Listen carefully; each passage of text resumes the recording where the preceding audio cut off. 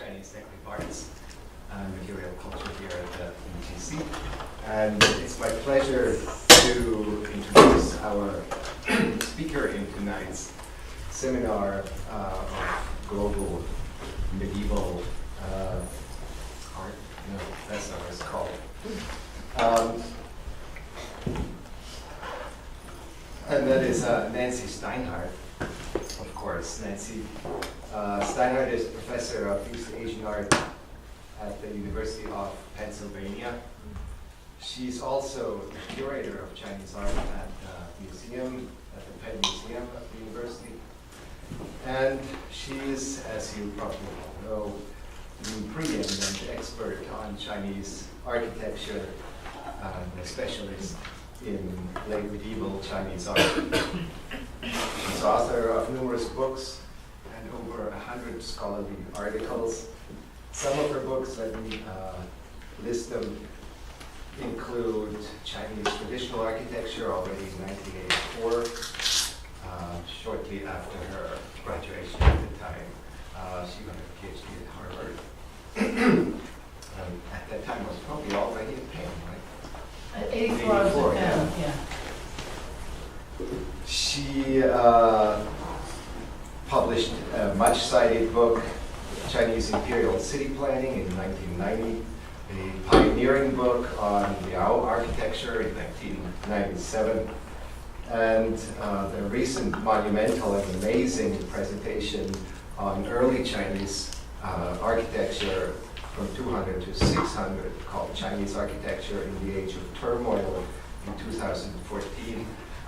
When I saw that book, I was completely amazed at the size. It's a 500-page volume on a period from which we actually don't even have timber frame architecture surviving. So it's a most amazing detailing of underground architecture and finds and paintings and so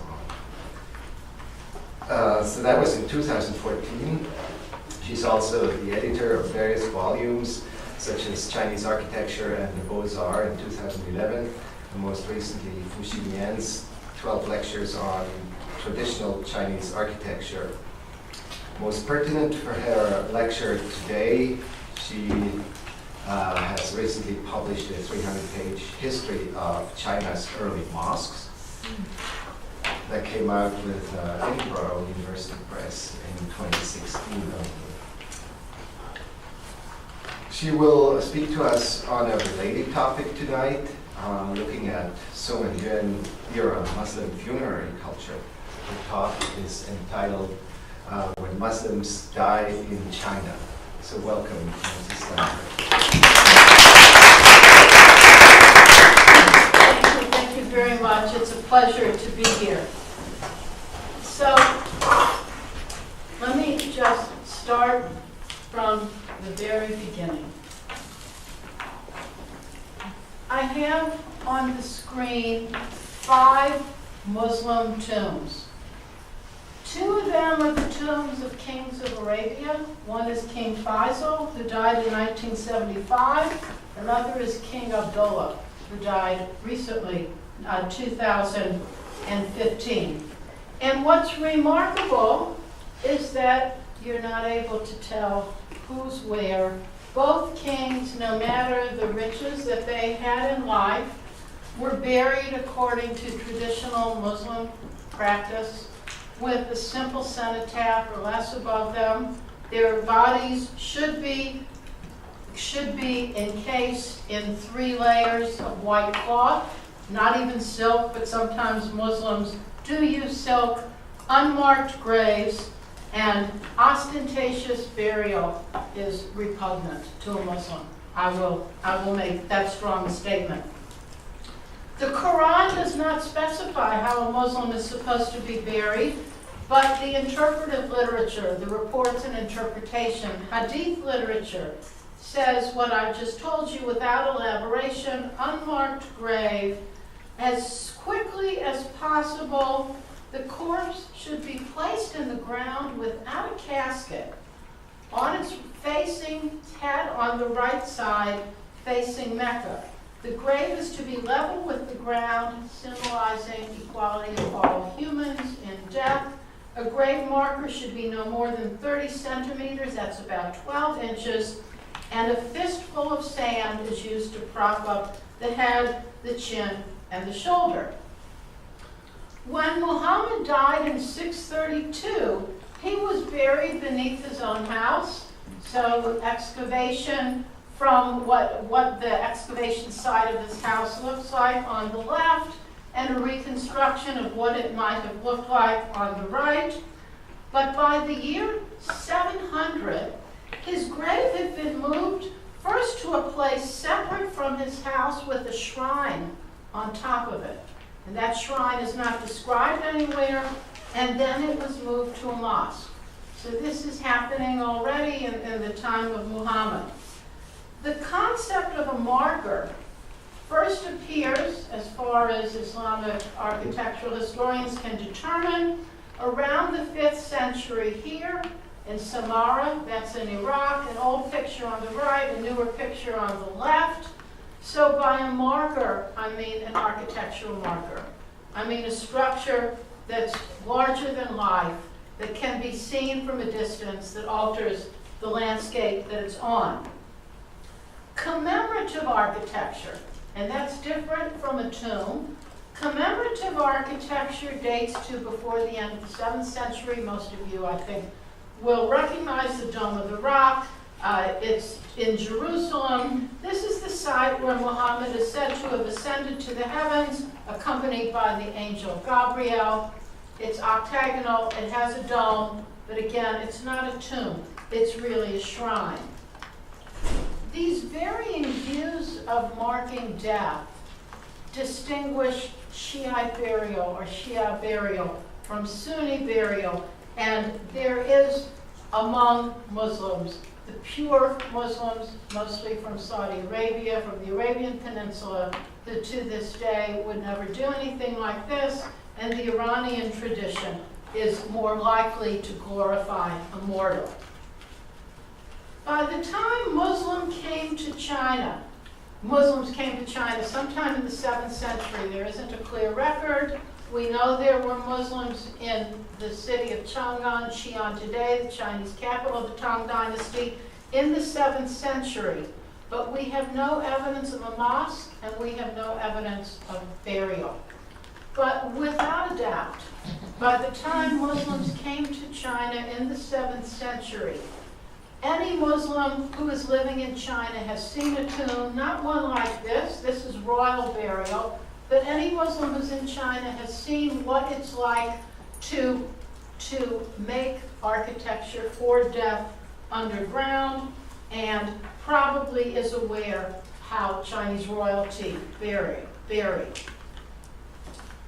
As one goes through non-royal burial, so 5 examples of this, the 2 on the top from the first on the right and second on the left century CE, the one in the middle around 400 CE, on the left around 1100, on the right around 1200.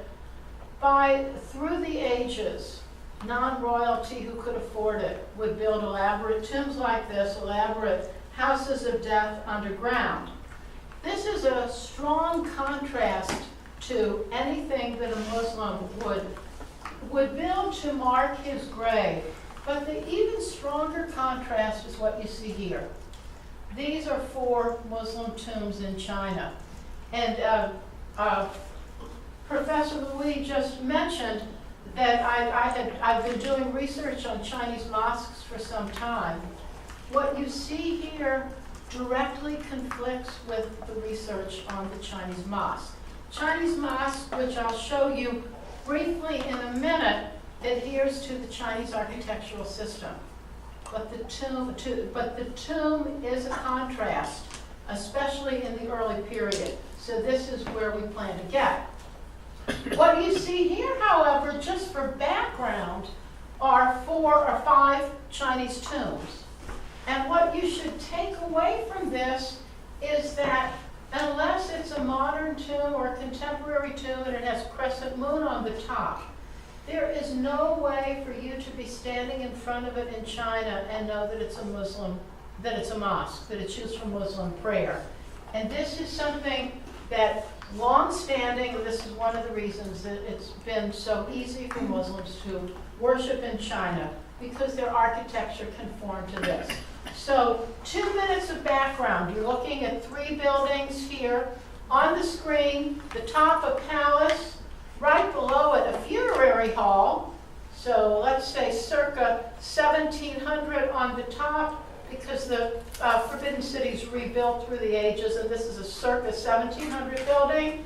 1424 right below it, almost no distinction. But as you take it apart, the building on the right that's built in 1056 is elevated on a platform supported by a timber frame, has multiple sets of roof eaves on each level, and has complicated bracket sets. The long-standing Chinese architectural tradition that changes very, very little is something that isn't just a superficial comment. People often say all Chinese architecture looks alike, and they dismiss it as either they're missing something or it's not very interesting. A lot of Chinese architecture does look like a lot of other Chinese architecture. That's part of the beauty of the system. So, in fact, I can look at an excavation site that's been reconstructed to look, as you see it on the right, from 1200 BCE, and I can look at the core of the Forbidden City. And I can see 2 buildings connected by an arcade, and we're separated here by more than 2,000 years. I can be in the Forbidden City today watching restoration of a building according to the system used from the 15th century onward, and I'm looking at this notch. And I'm looking at an architectural manual called the Building Standards that was presented to the throne around the year 1100.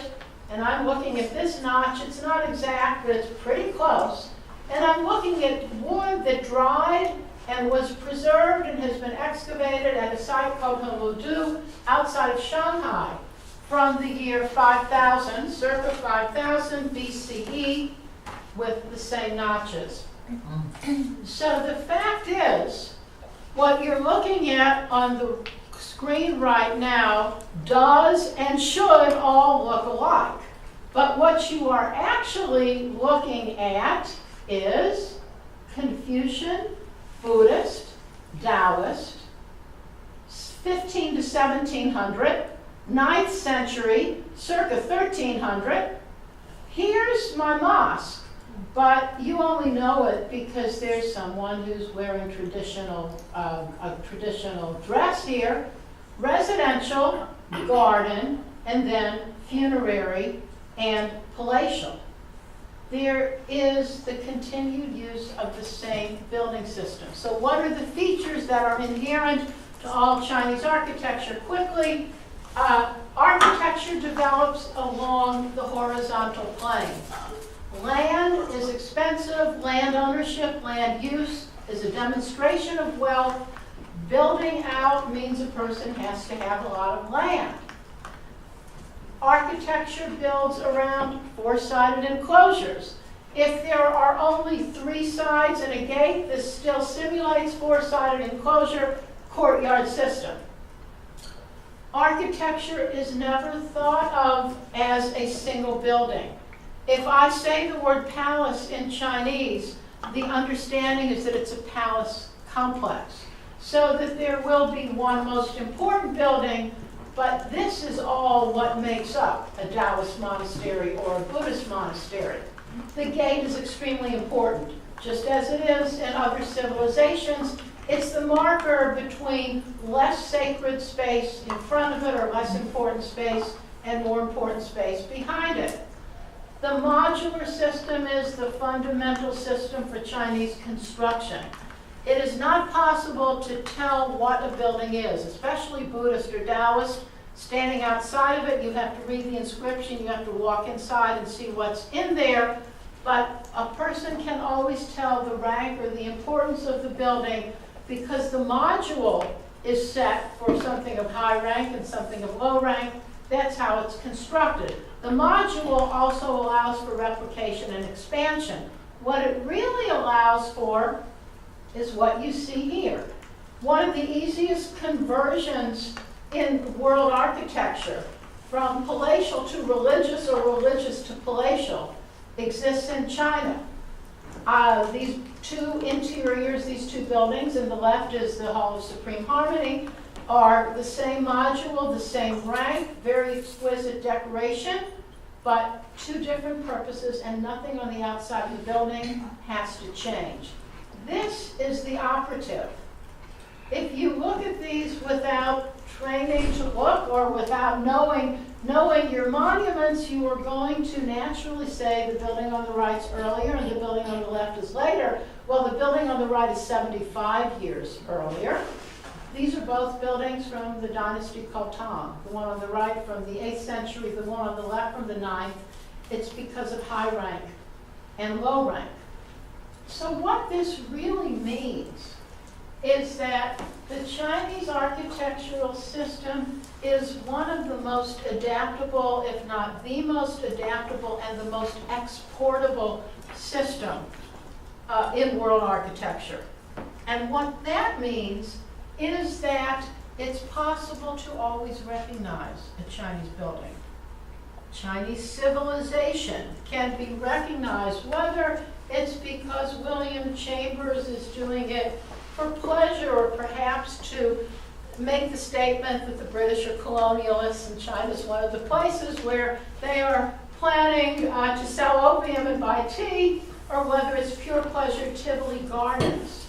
China always identifies herself by her architecture. What you probably haven't processed is that the building system for the Hall of Supreme Harmony is the same timber frame system as the most humble temple in the mountains. And that's something that is unique for China. The other aspect of this exportable, adaptable system is that it's always definable from the outside. So you may be a conqueror from anywhere. This is from some film clip, and these are supposed to be Jurchen, circa 1200. But anyone approaching China in any age sees the wall and sees the rooftops above the wall, and therefore says, oh, I'm in China. So now back to these. I'm in China. I'm in 5 different provinces. They're all mosques, but I'm definitely in China, and I'm still in China. So I'm not talking about mosques. I wanted to show a few of them because you will guess that this one is in Jiangsu. Jiangsu, it's actually close to Shanghai. I think it might technically be in Zhejiang, but this uses the local architectural tradition, and it becomes a mosque. And this one is in Shandong, and this one is in, this is, I think, also in Shandong, actually, and this one's in Henan. So, and look what happens on the inside. Completely adaptable, so that if you need a pulpit, you need a pulpit. If you need an indicator for Mecca, if you need a celebratory ceiling, Chinese mosque can be executed using Chinese building system.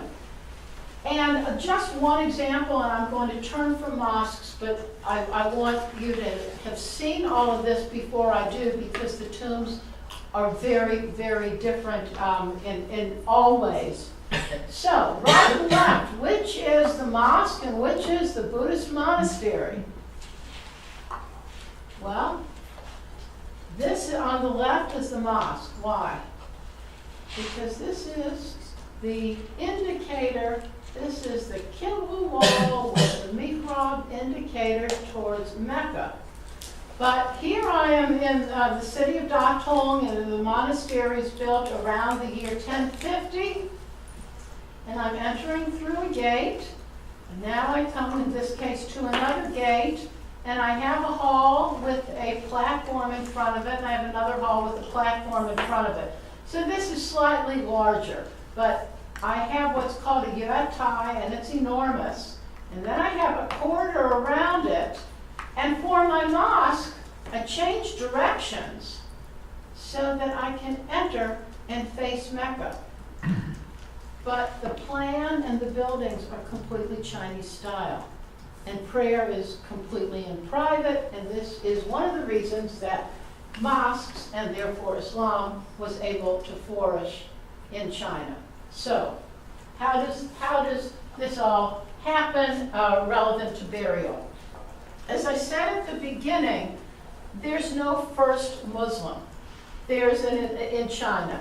There's an inscription in a mosque in the south in the city called Guangzhou, or it used to be called Canton, that says that the nephew of the uncle of the prophet came and built a mosque. And the chronology doesn't quite work. He actually was in battles, fighting in Central Asia. He may even have got to China. He would not have got to the southeast.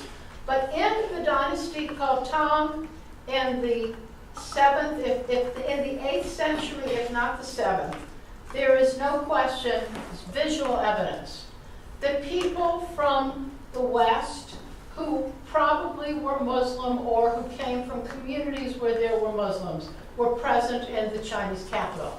And this is racial profiling, which is seen right here. Heavy beard, dark hair, large nose. These are people from West Asia. When someone wanted to come to China in the Tang Dynasty, the route that he usually took was this route, and then it would break up one of the so-called Silk Roads.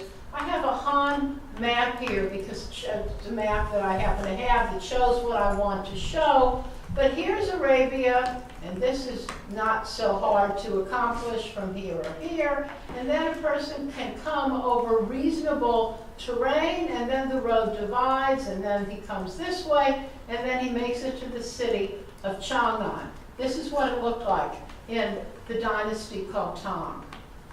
But the more important route for Muslim travel and Muslim residence in China is what's called the Silk Road of the Sea.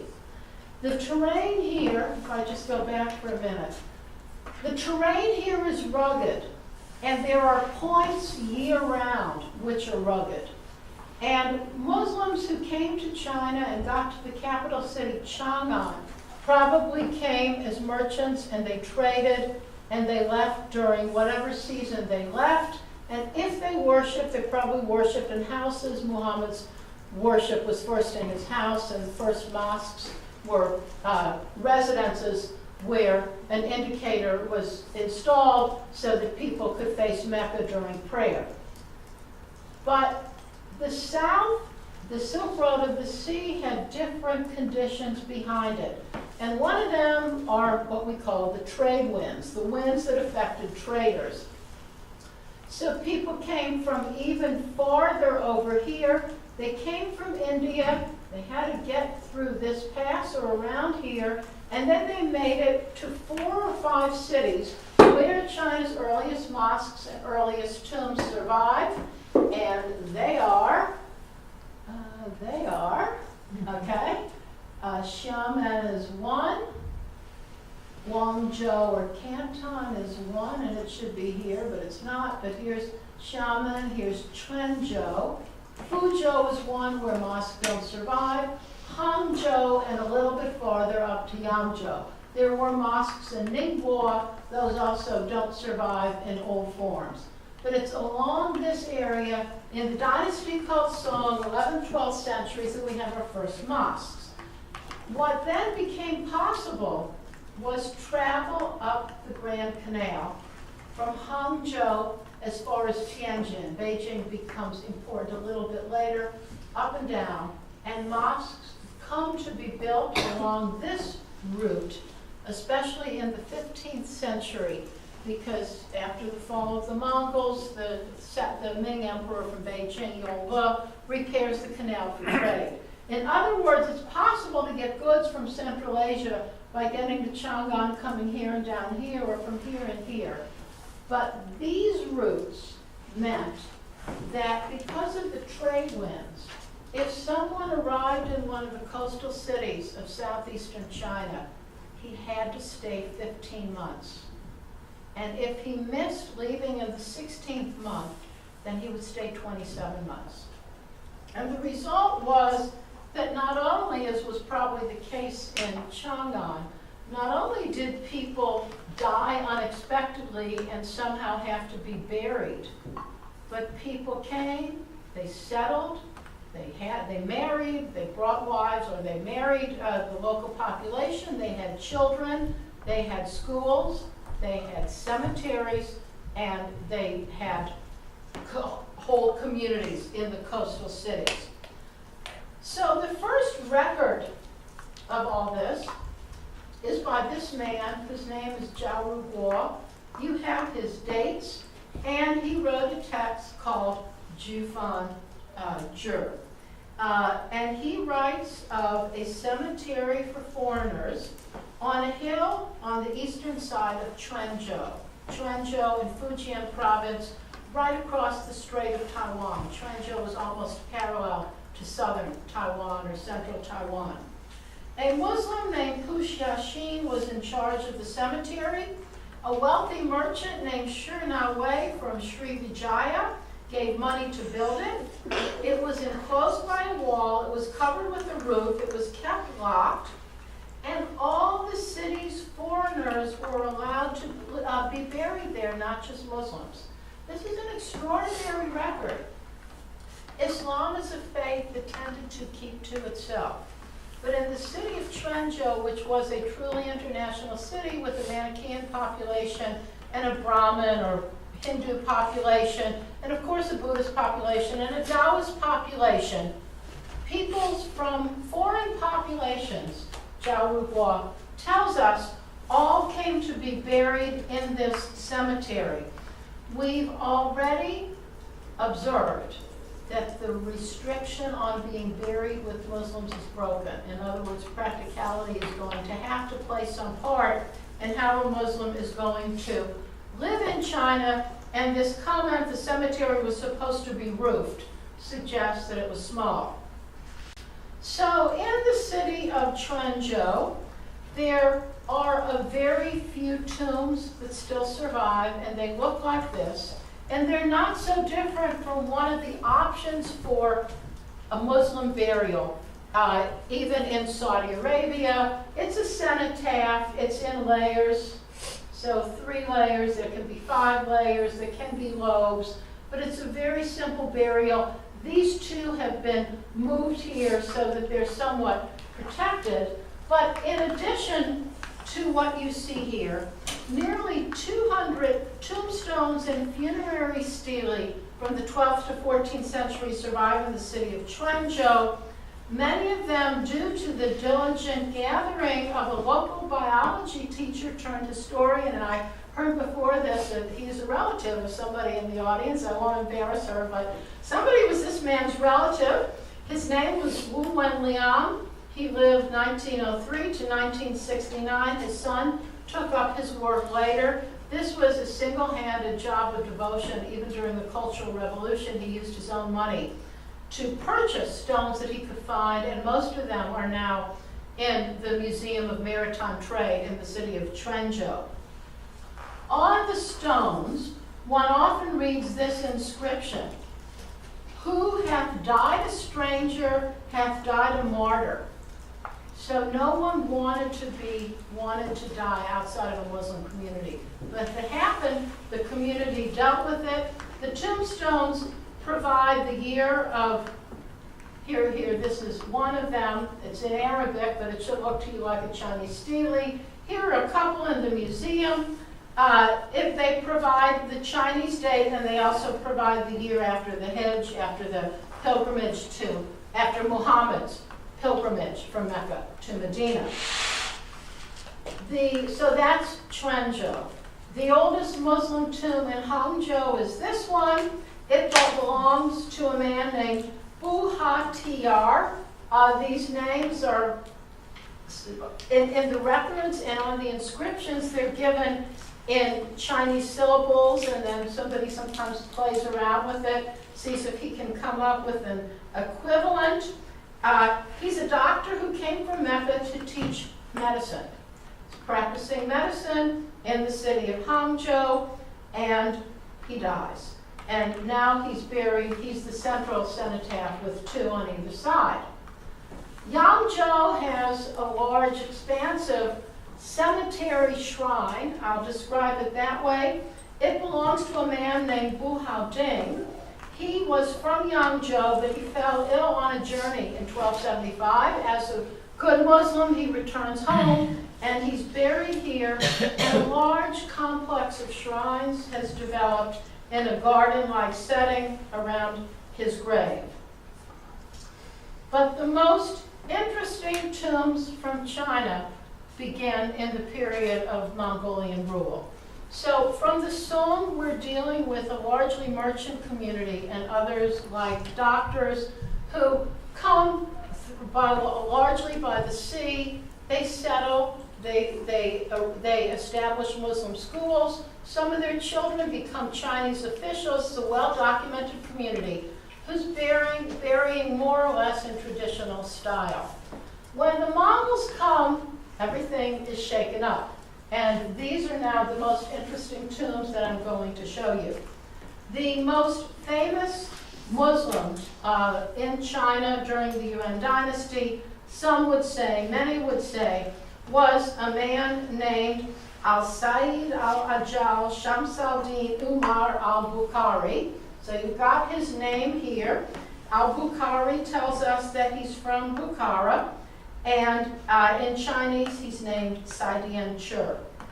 And I have his dates on the screen.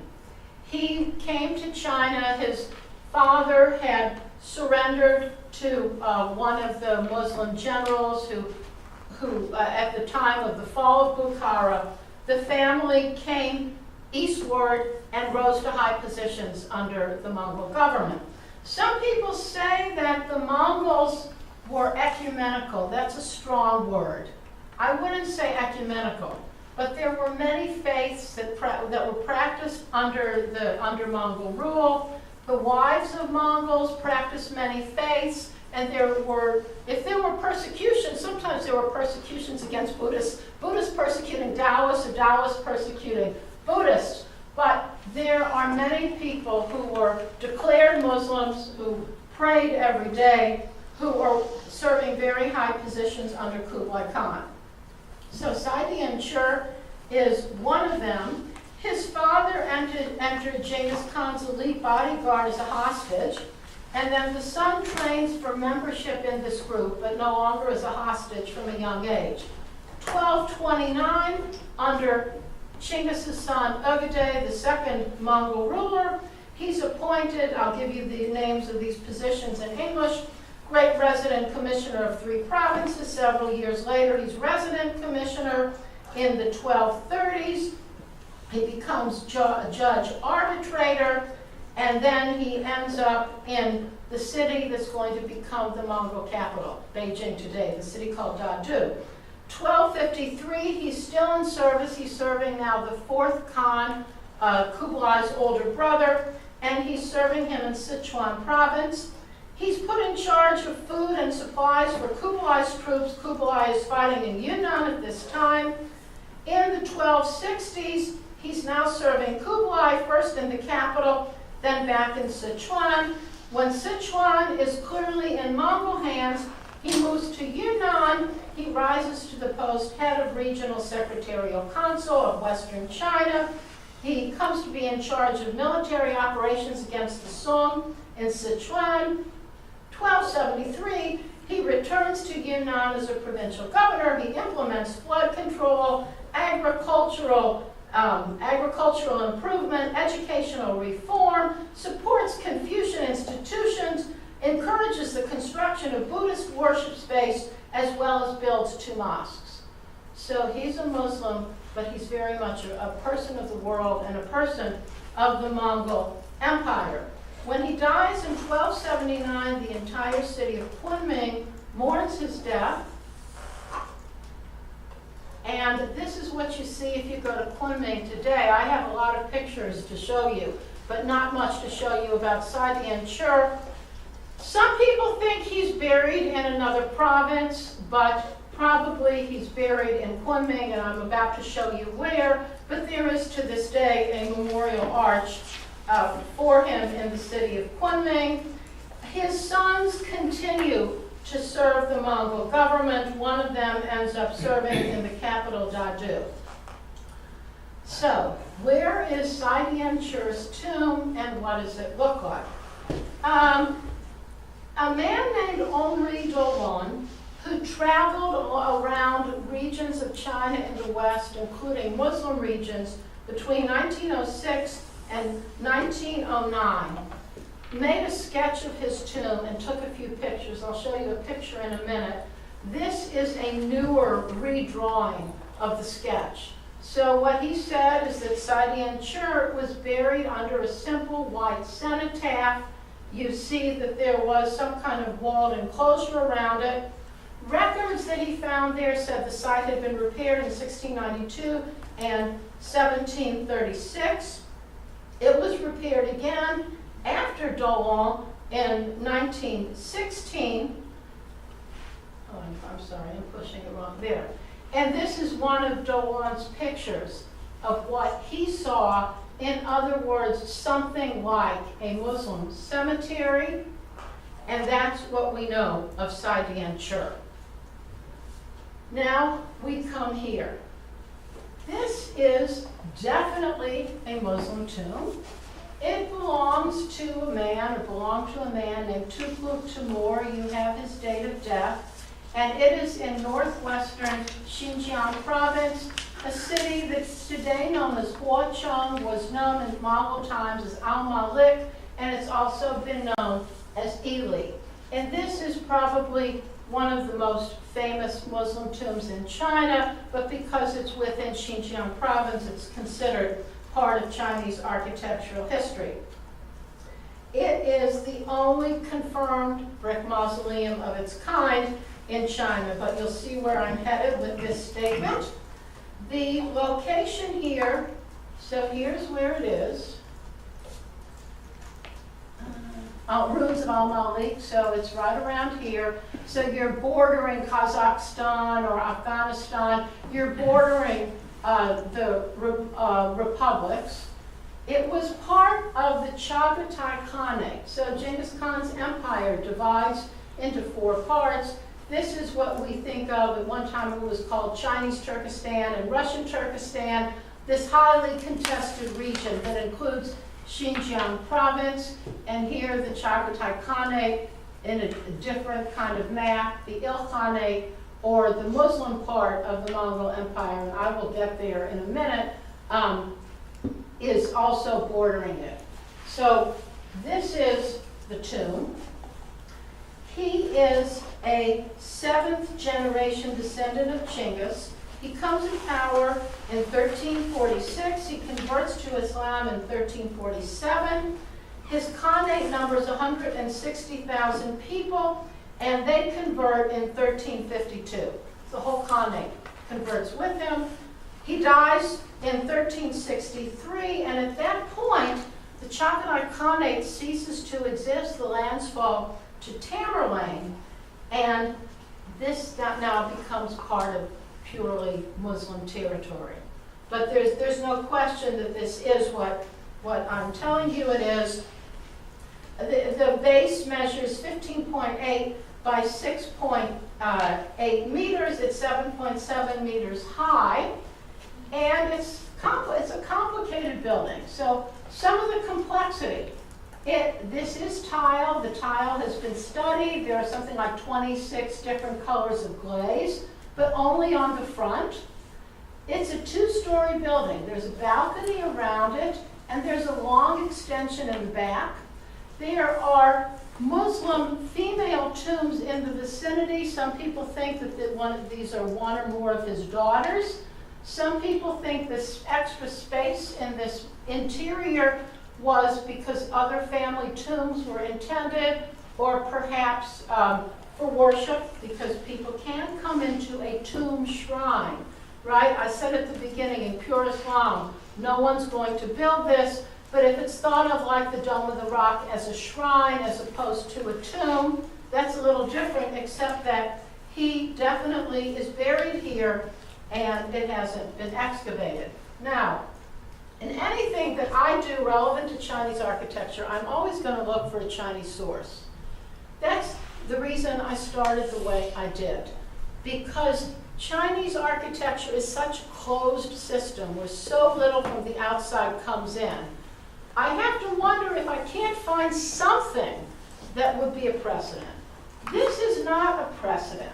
This is a pagoda in Anyang County at the Shojing Monastery.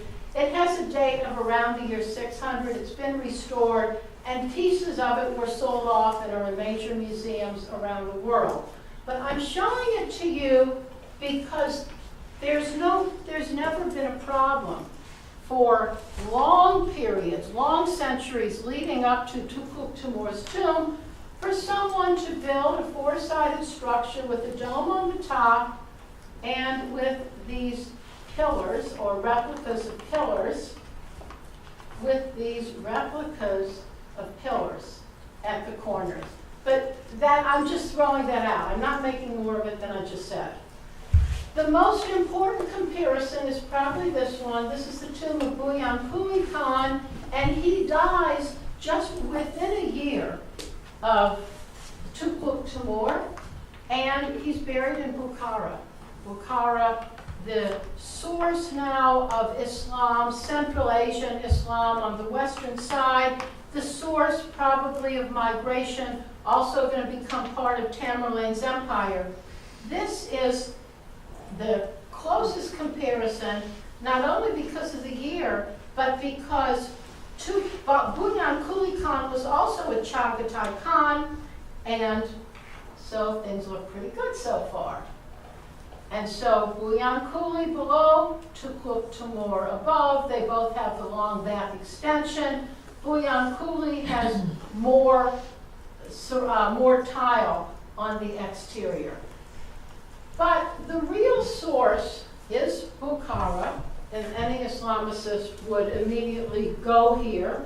The real source is the tomb of the Samanid. It's not known who is buried here. But in the year 943, a Muslim was buried here in Samarkand, and it's what people in the field call a dome on square. And notice the pillars at the corners. So Bunyan Kuli, Tukulk Timur, and already in 977, 978, in Teen, which is in Uzbekistan, there already was building with this outer extension. And the tiles have been studied at length, and the glazes have been studied at length, and this is surely a 14th century structure. So, now the centerpiece of this talk, okay?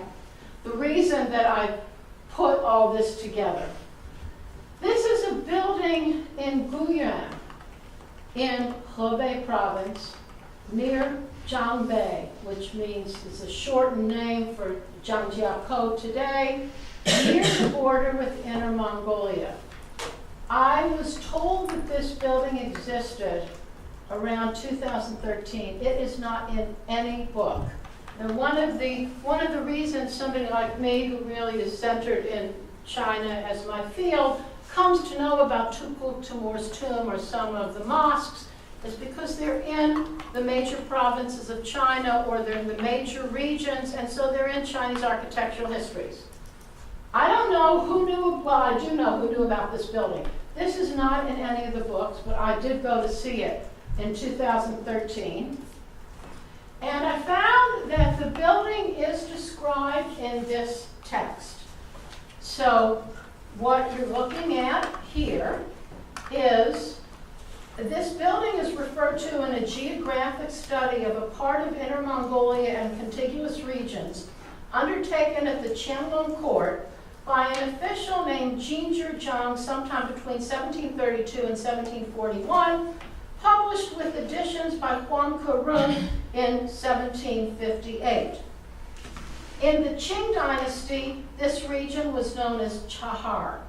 It almost definitely, this building almost definitely is referred to in 3 different chapters of this study, Kobe Santing Zhi, record of the 3 areas of the Kobe region.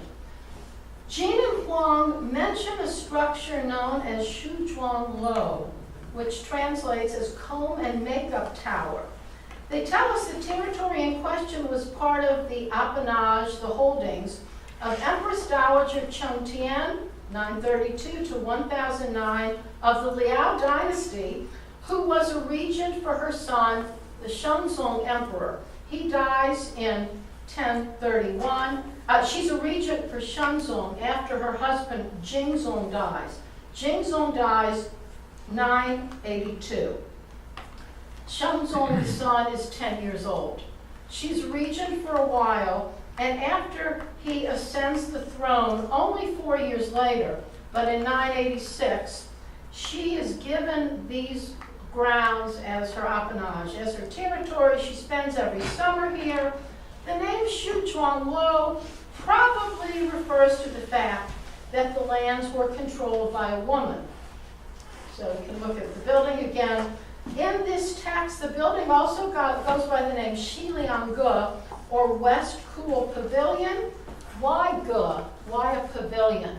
Probably because there is the dome at the top, and the Chinese author in the Qing Dynasty wouldn't have known what to call something with this kind of exposed from the exterior dome, so he calls it a Ge.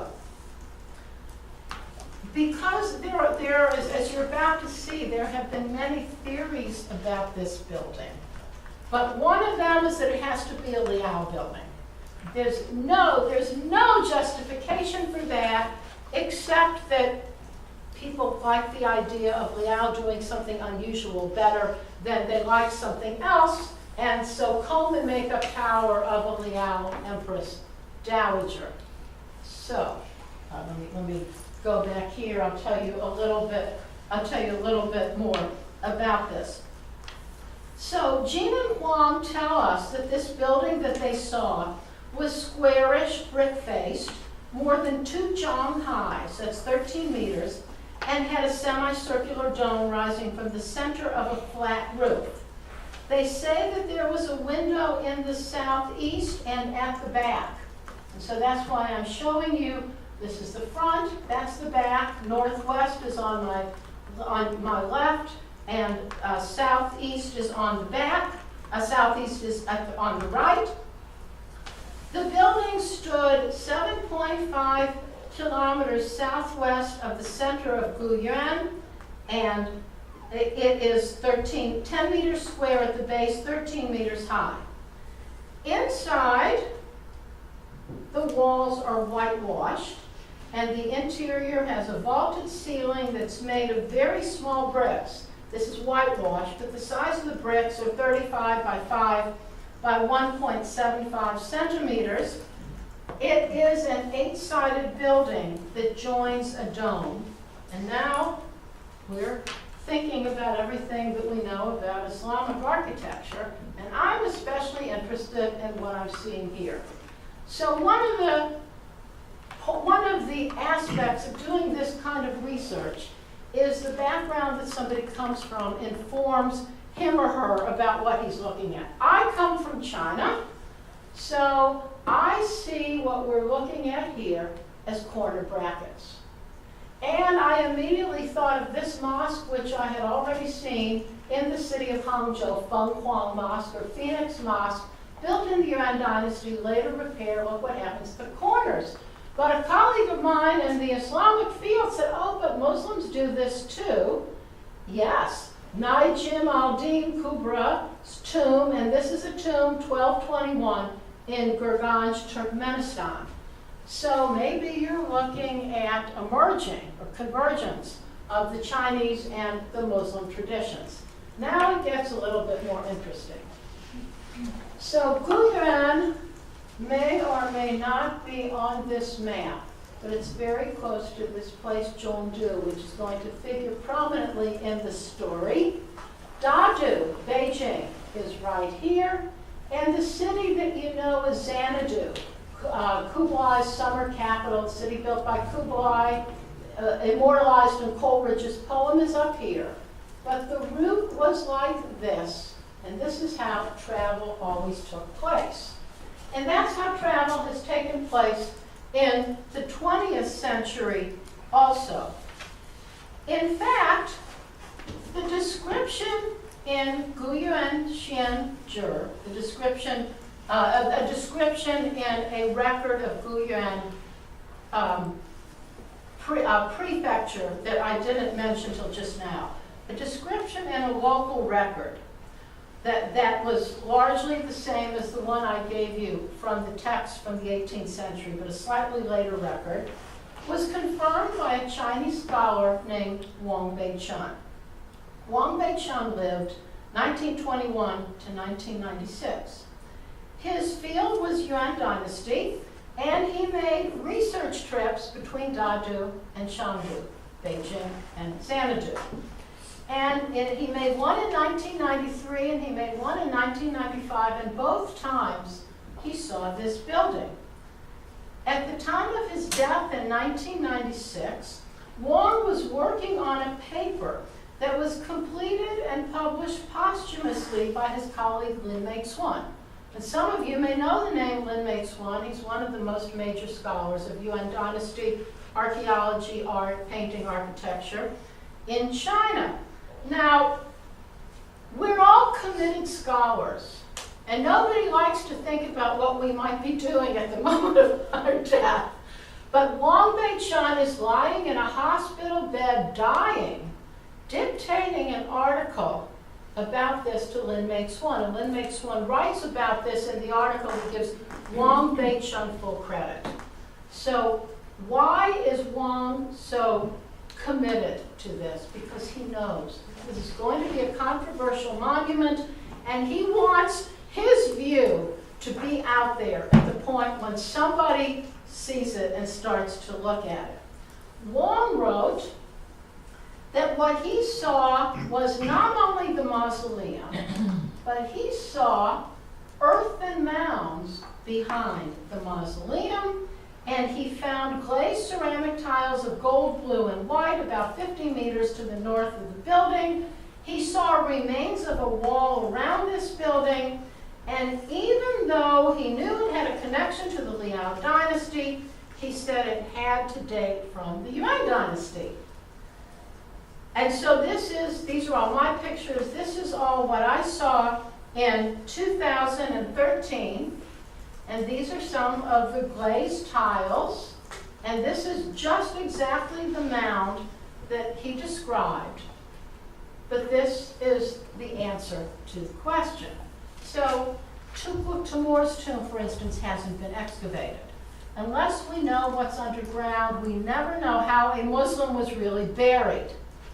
So now we're getting into a controversy here, and I disagree with a good friend of mine who's an Islamic art historian, because the person buried in the middle is buried with two women. The head is facing Mecca, not on its side, but there's a sarcophagus. There's no evidence of white cloth, but there is all kinds of silk and brocade that was found in the tomb that was in a museum there, and my colleague says, no way a Muslim is going to be buried in silk. Well, maybe, but this Muslim's in China, and so maybe accommodation is made to the system. Now it gets even more interesting. Wang Beichun actually proposed whose tomb this is, and I agree with him. I wish I could take credit for this. This is Wang Beichun, okay? So he wrote that paper for a very good reason. He says the mausoleum is near the leisure palace, the appanage, the grounds of a man named Ananda, prince of Anxi, grandson of Kublai, son of Kublai's son Mangala. And so now the best I can do to show you what we're talking about is show you this, okay? So Kublai isn't on this map, but Kublai has a son named Mangala, whose territory is Anxi Wang Fu, which was Xi'an in the Yuan dynasty. He he owns the lands around Xi'an. He is a devout Buddhist, and he gives his son Ananda a Buddhist name. It's one of Shakyamuni's disciples. But excavated among the ruins of Anshi is this, which is a magic square and in Arabic numerals. So already we've got some presence of Arabic numerals. I don't want to exaggerate. Some presence of Arabic numerals in Anshi. When Genghis dies, his successor is his son Timur. And here we have Timur's dates. The next successor is going to be this man. These two men are brothers. He's going to reign only 4 years, and then the next successor is Ayubawarda. So you have Kaishan and Ayubawarda, and I want to read so I get the relationships correct, and I get everything. I want to read to get this correct. Ananda inherited his father's lands. Ananda inherited the lands of Xi'an, but he also converted to Buddhism while his father, converted to Islam while his father was alive. Ananda was a cousin of this man, okay? So the father is Kublai's son. This son doesn't become emperor, but Ananda is his cousin. He's of this generation, okay? When Timur dies, Ananda is of his generation. And now there's going to be a dispute in who's the successor, because in pure terms, a Mongol should always be succeeded by a son and never by a brother. So there's a little disagreement at the court. Ananda had been a successful general, and the widow of this man, Timur, supported him. Ananda's opponents were the two men below, who were great-grandsons of Kublai, who were nephews of his, but who were direct descendants in the lineage from Kublai to Timur to Kaishan or Ayubawarda. Kaishan ends up, Ananda lacks support in the capital city, even though Timur's widow supports him. Kaishan becomes the successor, and right before that happens, or just as it happens, in the year 1307, he has Ananda executed. So Ananda is executed. Wang Bei-chun believed that Ananda had buried himself in Yuan in this Muslim tomb. Now that makes sense because, I have that map. Okay, I'll show you the map and then I'll go back here. Because, so here's Dadu, here's Zhongdu, here's the central capital, and I mentioned that the tomb is right around here, and here's Shangdu, here's this route. Kaishan, the 7th Mongol ruler, decides in the year 1307 that he needs a central capital so that he has a place to rest on his journeys between the winter capital and the summer capital. And that central capital, and here are the remains of it, in Zhangbei, Zhangjiakou, Guyuan, Zhangbei. Here's the wall, he built a wall, there are some remains of buildings. That city is constructed only over a 4-year period. Kaishan dies, central capital isn't used again. I think, following now on what Wang Bei-chun put out for us, that Kaishan decided to build a capital to establish himself in these lands where his opponent Ananda was buried. Now, there has been resistance to seeing this as a Muslim tomb. This is where actually a colleague of mine and I disagree. Some people are, I think it's fair to say, uncomfortable giving Muslims credit for much of anything in China. I'm going to show you another example of this in just a minute. Some people say that no, there's just no way that somebody who was executed would have a tomb like this.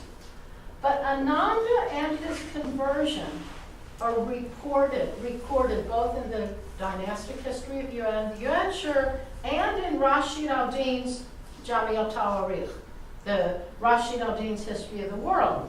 In fact, Rashid says that Ananda had been guided in his conversion by this man, Ghazan Khan, who was his cousin. Ghazan is an Ilkhan. I don't know why I didn't put a label here, but there was a map that showed you the lands of Iran. They've become known as the Ilkhanate. The rulers begin as pure Mongols.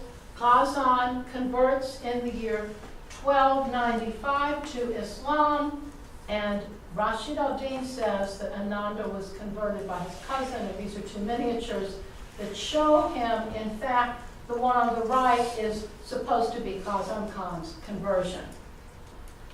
So you've got this monument near the central capital that is a dome on square. And you've got this idea that it is Ananda, the Muslim, out there. Around 2010, stones like this begin to appear. I didn't see them till after I had been to this monument and told somebody I was working on it. And then he found this for me on a blog. So, Kuali Jisa, okay, Kuali Jisa, and this is Syriac.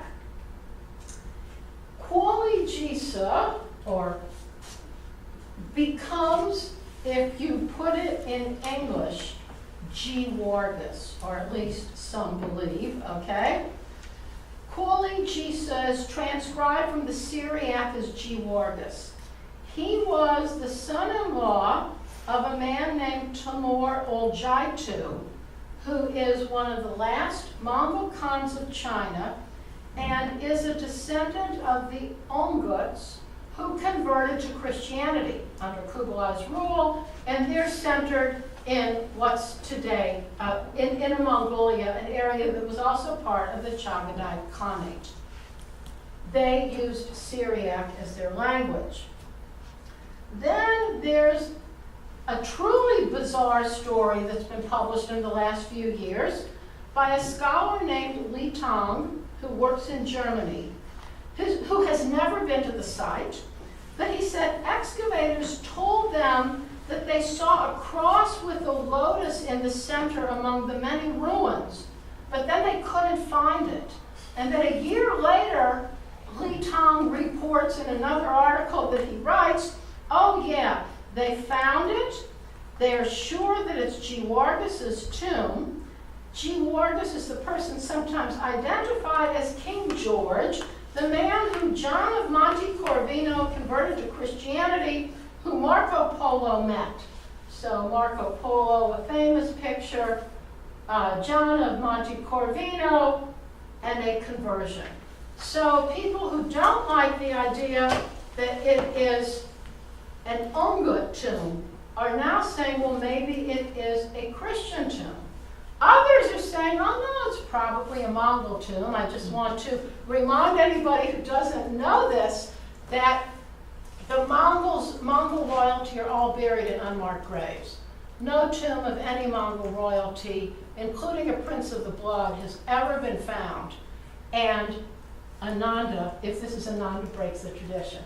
Now, I mentioned to you that there was this mound behind it. I have a date here.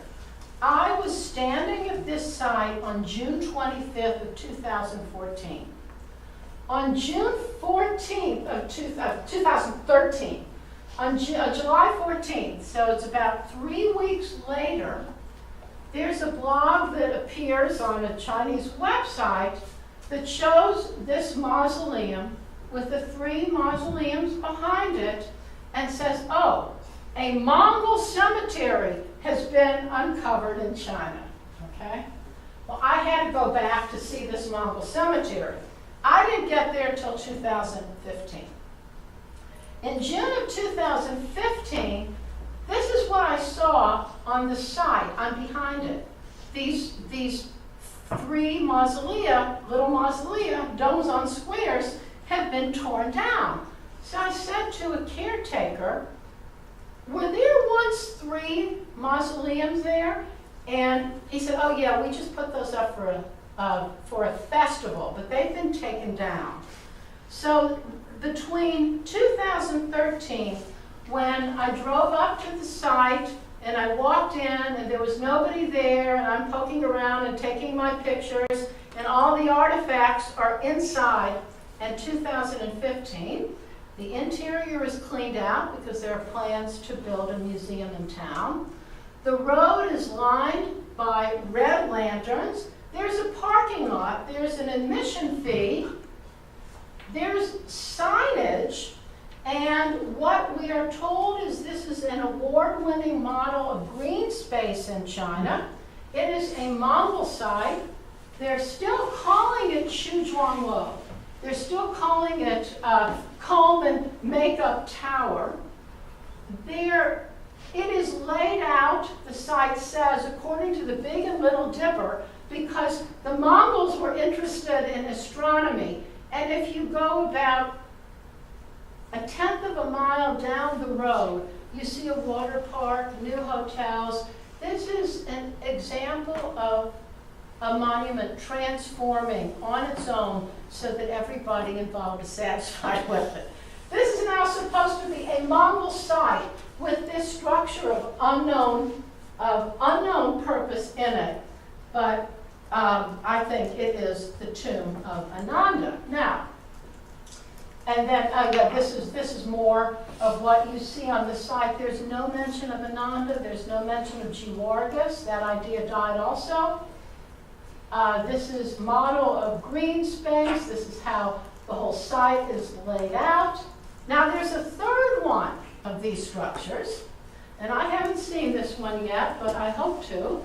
It was published by Oral Stein, and this is his picture. And it was published, this is a newer picture, I don't know who published it, but you can find all of this on the web. This is in Karakoto, and this is what it looks like today. This is a mausoleum. What do Chinese say? They say, oh, well, it's in Karakoto, it's got to be a Western Xi'an mausoleum. But that would mean this is the only structure that wasn't destroyed in 1227 when the Mongols leveled the city. I think we're looking at a third Dolon Square. This one has the pillars, this one has the back extension, this one probably had ceramic tile in the front, and I think there were a few Muslim royalty, members of, descendants of the House of Chinggis, who converted to Islam across the empire, and who buried. Now, we're not quite finished. It gets a little, all right, I'll finish quickly. I see when I talk and I don't read, that's what happens. Each of the tombs that I've shown you is clearly identifiable as architecture, identifiable as Muslim. And this is something you can't ever say for Chinese architecture of the Muslim faith, except for 2 examples that were first built in the Yuan, in the Song Dynasty. And the one on the left was first built sometime, it's recorded in a 12th century record. The one on the right was first built in 1009, 1010, both rebuilt during the period of Mongol rule. The one on the left has a minaret coming out from it. It's been refaced. But this is otherwise Chinese architecture. In fact, this is the one I showed you the plan of, and this is an outlier. This is a unique building in the city of Quanzhou that always had an international population. So what happens after the Mongols? I'll go as quickly as I can. Another, if Saidianchur is China's most famous Mongol of the, most famous Muslim of the Mongol period Muslim, then Zhenghe is China's most famous Muslim of the period that you see here. This is now the Ming Dynasty. China is restored. And for decades, if not centuries, because there's been a little restoration, this is where people came in the city of Nanjing to pay homage to Zhenghe. I say it that way because he's the great seafarer, and some believe that he died at sea. But even if he died at sea, there is commemoration. He's a great seafarer at the time that the Grand Canal is being rebuilt. He knows the first emperor of the Ming Dynasty, Hongwu. He knows the third emperor of the Ming Dynasty, Yuan. These are some mosques that I've already shown you that are built at the time of Zheng He. Zheng He himself is a patron of the mosque on the left in Nanjing and the famous Xi'an mosque on the right that you see. So he's buried here, as far as we know, until the year 2010, when workers are digging in a cemetery in the hills of Nanjing, but a different hill from where this is, and they find an empty tomb in a cemetery of eunuchs. And Zheng He was a eunuch. He served court as a young boy, and he's a eunuch. And so someone gets the idea, oh, we finally found Zheng He's tomb. You see, he wasn't a Muslim after all. He's buried underground in a real Chinese tomb. Maybe he's Taoist, maybe he's Buddhist and got this tomb. But now there's controversy about Zheng He's tomb. As I said, it's hard for people to accept that there is a Muslim presence. When a mosque looks like a Buddhist temple, everybody's happy. But what you see in the Yuan dynasty are not Buddhist temples. But this changes in the Ming dynasty. So this is a tomb in Nanjing. The date is 1408. If you see this for the first time, you say, oh, well, it's a Chinese spirit path. It definitely is a Chinese spirit path. The king of Guani, that sometimes is considered the predecessor of Brunei, and other times it's considered Borneo, came to China in 1408 with 150 relatives and officials. This is predicated on good relations between China and Guani, which was a tributary state. Yuan has a banquet for him. He meets him in Fengtian Hall of the Forbidden City at that time. And on his way back, before he reaches his boat to take him back to Guani, he dies. And Yuan awards him with this tomb. And it hasn't been excavated. We don't know if he's wearing white garments or directly in the earth, but the exterior facade and the tumulus look like this. At just about the same time, 1417, still the reign of Yuan, this person, the king of Sulu, which is an island in the Philippines, Kalimantan, comes to China with relatives to pay tribute. He's on his way up the Grand Canal. He doesn't make it to Beijing yet, but he dies near the city of Dezhou, and the Yuan emperor awards him royal Chinese burial, and that's what you're looking at here. The outside is the back of my slide. I'm standing where the mausoleum is with the Chinese inscription, and there's no recognition at all. That's the system of a mosque. There is no recognition at all that he was a Muslim. Some people think that the Hongwu emperor was a Muslim. Some people think he was a closet Muslim. This theory has been promoted by Zvi Ben Dor Benite, who teaches at NYU, and he's got a long list of reasons that Yuan may have been, that Hongwu may have been a Muslim. But what happens under Yuan is that the two princes who come bearing tribute from foreign lands who are Muslim are buried like the many sons and descendants of the Hongwu emperor. So this is the tomb of a Ming prince in Guilin. Everybody here may know that Hongwu had more than 20 sons, and he divides them with fiefdoms or states through the empire, and they all get tombs with spirit paths and with some above ground architecture and with all kinds of jewels and with mausolea. And the King Sejong of Korea, you have his days, the one credited with inventing the Korean alphabet, also was a prince of the Ming court. And this is what his tomb looks like in a cemetery of tombs like this. So in the Ming Dynasty, Muslims are buried like Chinese, at least Muslim royalty. What happens at the end? Well, this map is the map of China today, except for Outer Mongolia. And the fact is that the Qing had a different view of foreigners, but all construction is going to pass through the Qing court. And there are Muslims and there are people of many faiths. And so that if you read a history of Chinese architecture, you'll find buildings like this from Kashgar, which are not Chinese buildings. These are Uyghur buildings constructed by Uyghur Muslims who are part of the Muslim world, of all the areas contiguous to them, Kazakhstan, Turkmenistan, Afghanistan, Pakistan, etc. But there emerges in the Qing Dynasty a unique architectural form, which is called a gongbei. This is the Chinese closest Chinese two syllables that are supposed to be the word kuba. And this brings me back to the Dome of the Rock. A kuba is a memorial shrine, because some Muslims who know that these are constructed don't recognize them as tombs. Muslims aren't supposed to be buried in tombs, but kuba are erected to memorialize an influential Muslim leader, many of whom came to China in the early Qing Dynasty to preach the different sects of Islam.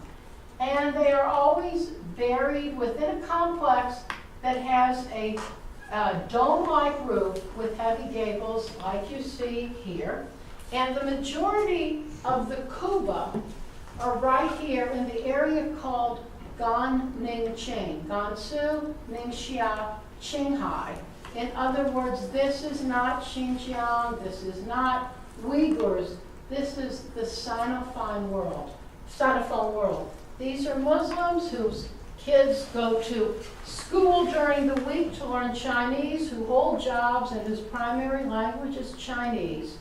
And out of this Qing Dynasty world, there emerged, Ningxia, I've cut that off. Out of this world, there emerges a unique converged architectural style to commemorate the death of an important Muslim.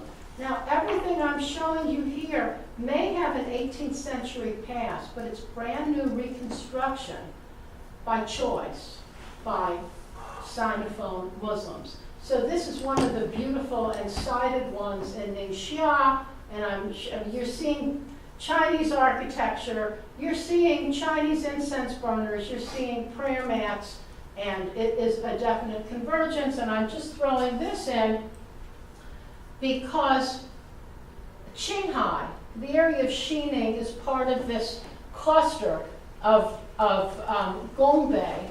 So here are the bracket sets in the gongbei, or the kuba, and here are the bracket sets of the Kumban monastery, which is Lamaist. And these are bracket sets at a temple complex in a monastery called Chutansu, about an hour outside of Qinghai, which is Buddhist. Everybody's using the same Chinese architectural forms. The building that I want to show you last is in Dongxiang in Gansu, part of this cluster of very intense Muslim worship among Chinese. This is truly out of the way. I took this picture at the top of a road leading up to where I'm about to go. These are people who live in remote regions and could build anything. They could build with money from the Muslim world in very, very contemporary styles. But recently restored is this kuba or gongbei. So here's the incense burner and the entryway. Now look what we've got here. So we have the Quran, we have a rice bowl, we have Chinese writing brushes. These are all relief sculpture from the wall. We have Chinese writing brushes together with scroll, maybe. We have Quran incense. I have looked through everything that I can possibly think of to look through. I don't think you're going to find Quran incense, right? It's an incense burner from the Quran anywhere but in this Kuba in Dongxiang. So again, Muslim prayer beads, a Chinese vessel, sutra case, but this is an incense burner. And then in the same complex, you have a new mosque with a moon gate that tells you which one it is.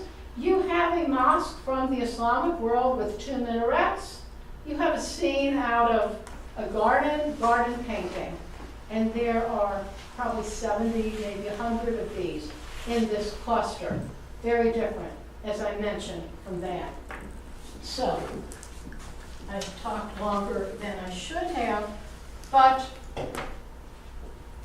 as long as the architecture that you've seen stands, as long as there are spirit paths, as long as Chinese architecture stands, there is architectural signage of a Chinese world. And it's only very, very rarely in tiny pockets that some architectural form can penetrate this world.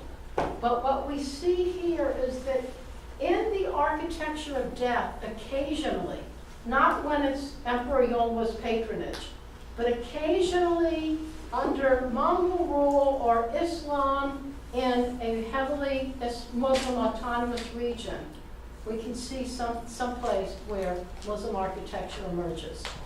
Thank you, and thank you for your patience. I talked longer than I should have.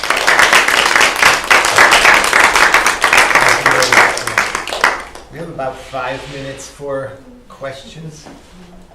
Yes. I find most of the roofs of Chinese structures are pointed upward. Why? What's the origin of that? So people ask that. This is the Chinese curved roof eave. People who direct architectural construction write about it as early as the 10th century to say that the eaves should curve up. Some people think that when there are drain spouts, water collects and then it comes out the spout, so it preserves the wood. But it's the preferred aesthetic. And it's something that you can trace from about 200 CE onward. Yeah. Thank you so much for showing all of these fascinating buildings, which I'm an Islamicist, I was not familiar with these mausolea. I do want to point out how similar they are, as you said, to Ilkhanid mausolea, which we have lots and lots and lots of, and Sufi shrines built by the Ilkhanids. And so it seems very clearly in that orbit. So you like the idea of the dome on square? Oh yeah, okay. Yeah, absolutely, and it goes beyond the Ilkhanids too. I mean, we have dome on square architecture in North Africa and in Spain, which is my region. It spans the entire Islamic world, and it becomes a place where you see Sufi saints are being buried in these. They become shrines. Even when you don't have the body of the Sufi saint, there are sort of pseudo-mausolea constructed to be the place where you go to worship this saint. And they're often shrines that are shared by, in North Africa, for example, by Jews and by Muslims. So when you look at the Yuan Mausoleum, yeah, you see this Ilkhanid world, or absolutely. I mean, it's got the Yuan style, which is what you see, not just mausolea, but also mosques. Thank Everything you. that's built Thank in you. the Thank Ilkhanid you. world looks like that, So, and especially the tiled here's facade. the thing about architecture. It's built to alter the environment. Mm-hmm. It's built to stand beyond the time of the person who builds it. And to me, it's got to be a dome on square. Yeah. It's got to be a mausoleum. Yeah. Thank Absolutely. you. One more thing, just a comment. We also have tons of Muslims buried in silk. Tons. So white silk. Sometimes it's white, sometimes it's multicolored. So most of the textiles that survive from funerary contexts do so in Egypt. And there are all kinds of silk textiles or half silk, half cotton textiles that people are shrouded in. Sometimes very fine But textiles. no grave goods, right? No grave goods usually, Okay. yeah. Well, but see, I mean, to me, again, it's logic. If he's a prince and he's a Muslim and he's building this mausoleum, but it's wood. Wood would not be the preferred material for a Chinese sarcophagus. It's going to be more permanent. Right. but it's perishable, but he has a sarcophagus, and there were pieces of silk in there. Yeah. People think that's where this colleague of mine, who I won't embarrass, Right. where she says, no, it can't be. Well, I mean, so the thing is, the idea that there is a set of practices that are allowed and a set of practices that are not allowed, which is something that the Saudis today are very invested in and have done a really good job spreading around the world with their Well, wealth. I mean, King Abdullah really is buried in this Oud cemetery, Yeah, right? yeah. I mean, what they do, this is a very particular historical imagining of what all Muslims have done through history, and it's in fact not the case. We have enormous variety across time and across space, but they have a very particular view that reaches back through this mess of many conflicting behaviors to create a vision of orthodoxy that was not present in the past. So that those tombs that they're little tiny cenotaphs are very interesting. They also have destroyed most of the tombs and shrines that existed on the Arabian Peninsula. I see, so They've bulldozed them. I see. Yeah. Oh, I didn't know that. Well, thank Yeah. you. That's interesting. Thank you. I have one more question on the mosque. Usually mosques have a washing area. Yes. I didn't see so most of the. Here's the thing about a mosque. Anything that's part of the Muslim requirements usually exists or can easily transform to a Chinese monastery. It's very common for there to be a washing area or bathing area because a Buddhist wants to bathe before he prays. He's not required to, but he would. There's a kitchen. There's a room for the local people to come and, sort of like a social hall. There's caravanserai. There are, places where a pilgrim can stay overnight. These all exist in a Chinese Buddhist monastery, so that in the privacy of the prayer hall, there will be no images, but there can be a minbar, there's maksura, there can be a dome that looks up, and the mihrab is just, just has to be a little indicator. Yeah, everything that a Muslim needs is right there, and always has been. Behind the private walls of Chinese architecture. Any more questions? I kept people longer than they expected. But Oh, it's, I'm always available by email. All right. Answer the questions. Great, thank you so much.